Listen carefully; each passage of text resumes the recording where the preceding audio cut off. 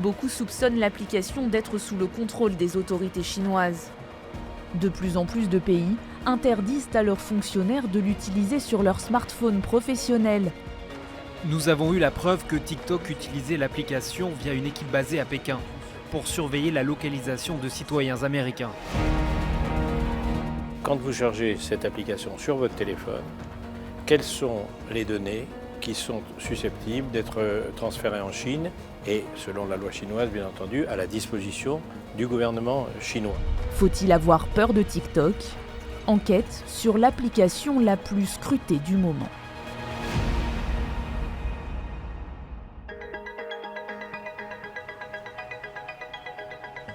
Une journaliste californienne est devenue le cauchemar de l'application d'origine chinoise. Emily Baker-White est entrée secrètement en contact avec des salariés du réseau social. Ils lui ont expliqué que les ingénieurs chinois pouvaient accéder aux informations privées des Américains. TikTok a espionné des journalistes de Forbes. Très irritée par ces révélations, l'entreprise a mis la journaliste sous surveillance. TikTok et sa maison mère, ByteDance, étaient très déterminés à identifier quels employés me parlaient pour les empêcher de me parler. Un des moyens qu'ils ont utilisé pour me surveiller, c'est de savoir où je sortais et si certains de leurs employés allaient aux mêmes endroits au même moment. Pour cela, une équipe a accédé à mes données personnelles de localisation sur TikTok et ça a prouvé au gouvernement américain qu'en 2022, les données des utilisateurs de TikTok étaient accessibles depuis la Chine. Depuis, Emily Baker-White a supprimé l'application de son téléphone, mais continue à essayer de faire la lumière sur les pratiques de ByteDance. C'est une société qui passe son temps à essayer de gagner la confiance des régulateurs américains, des régulateurs européens, des régulateurs australiens. Et ils s'acharnent à convaincre qu'il n'y aurait pas d'utilisation frauduleuse des données.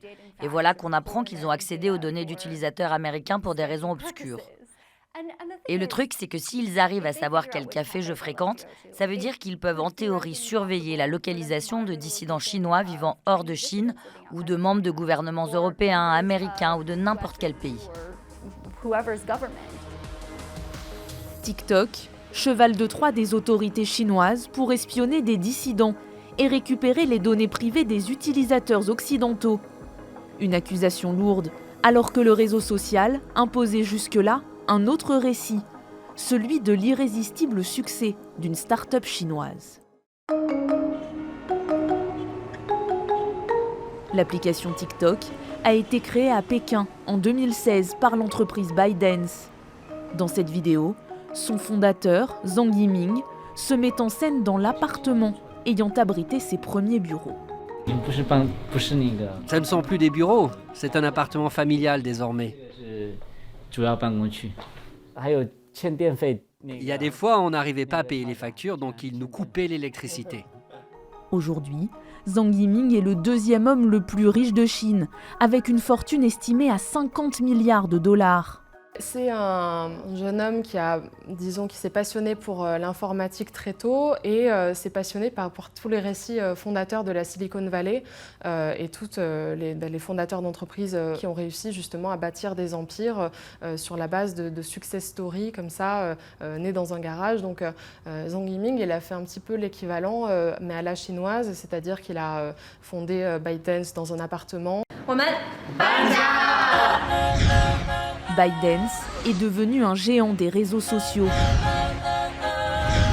TikTok est construit à partir d'une idée simple et à première vue inoffensive. Des chorégraphies en playback qui défilent à la chaîne et amusent les adolescents. Pas de quoi alerter les autorités. C'est une application qui n'était pas du tout prise au sérieux au moment où elle a émergé puis explosé au moment du confinement. Les autorités ne faisaient pas vraiment, je pense, attention à TikTok à cette époque-là où c'était vraiment seulement une application de divertissement. Et les responsables politiques avec qui j'avais parlé à ce moment-là se disaient on ne voit pas vraiment le sujet, ou en tout cas c'est une application de danse et c'est pas une préoccupation majeure à ce moment-là. Alors que l'épidémie de Covid exacerbe les tensions avec la Chine, les autorités américaines se méfient plutôt des géants technologiques chinois, comme le fabricant de téléphones Huawei. C'est le président Donald Trump qui va ouvrir officiellement les hostilités contre TikTok.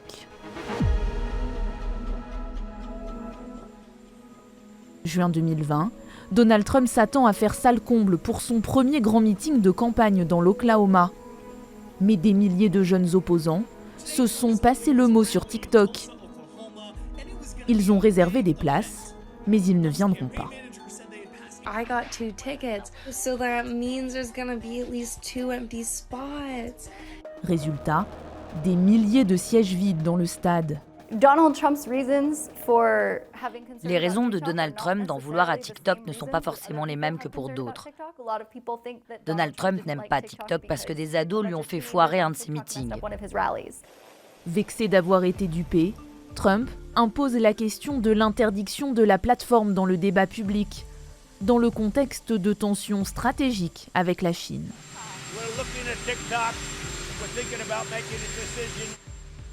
L'idée d'interdire TikTok fait son chemin, alimentée par les géants américains comme Facebook, qui aimeraient se débarrasser de cet encombrant concurrent. Sur TikTok, l'application chinoise qui a conquis le monde, les activistes politiques sont censurés, même ici, aux États-Unis. Est-ce l'Internet que nous voulons ?